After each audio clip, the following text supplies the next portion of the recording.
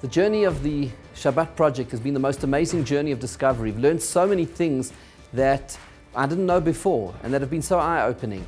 The first is the idea of a team. The fact that this project has been brought to so many people all around the world in more than 95 countries and 1,152 cities all around the world has been led by a team of the most outstanding experts in their fields, marketers, copywriters, brilliant people who've been able to conceive of a campaign, have been able to conceive of ideas, brilliant people who have driven the social media and who have driven all of the management of partners all around the world, people who are committed, who are loyal, who love the project, who do it not because it's just a job of work, but because it's a calling and something that they truly believe in. When great people come together, you can really change the world. The second thing that has been so eye-opening about the Shabbat Project has been the fact that it has a message for today's times. Shabbat has a message for today's times. Came across an amazing quote a few years ago by Rabbi Mordechai Pinchas Teitz of Elizabeth, New Jersey, one of the great rabbis of America in the 20th century, and he used to say, the Torah speaks in the language of tomorrow. And I see this so powerfully with the idea of Shabbat, because what does the modern world crave more than anything else today? A sense of togetherness in a world of fragmentation, a sense of tranquility in a world of unrelenting pressure, a sense of connectedness in a world where we are constantly barraged by emails, by communications, by demands of the world. And Shabbat comes as an island of tranquility, an opportunity to really live, to connect to family, to connect to friends, to connect to community, to connect to ourselves, to connect to God, to connect to our spirituality. That is something which is so powerful and is such an important message for today's times. It's as if the Torah is speaking directly to the needs of our times. The third surprising thing that I've discovered in the journey of the Shabbat Project has been the power of a people's movement.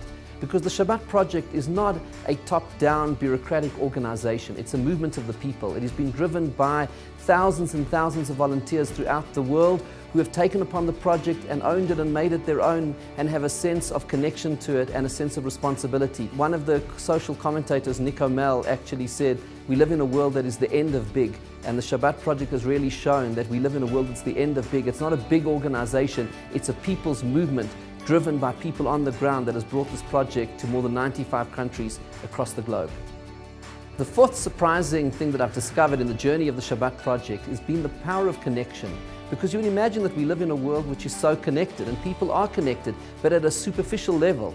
We have virtual friends and we have virtual connections and virtual communities, but what people crave more than anything else are real connections with real people. And that has been the journey of the Shabbat Project. There's been a genuine thirst that we have found from people wanting to connect globally with people all around the world, but also to connect on the most basic, intimate level, for families to connect, for parents to connect with their children, and for children to connect with their parents, for husbands and wives to connect with each other, for friends to connect, for community to connect, for us to connect with ourselves, and for us to connect with God and to connect with our spirituality. And that is the magic that Shabbat provides. It's an island in time that allows us to truly connect with each other and truly connect with God and with our spirituality, and that is something that people want more than anything else, real connections.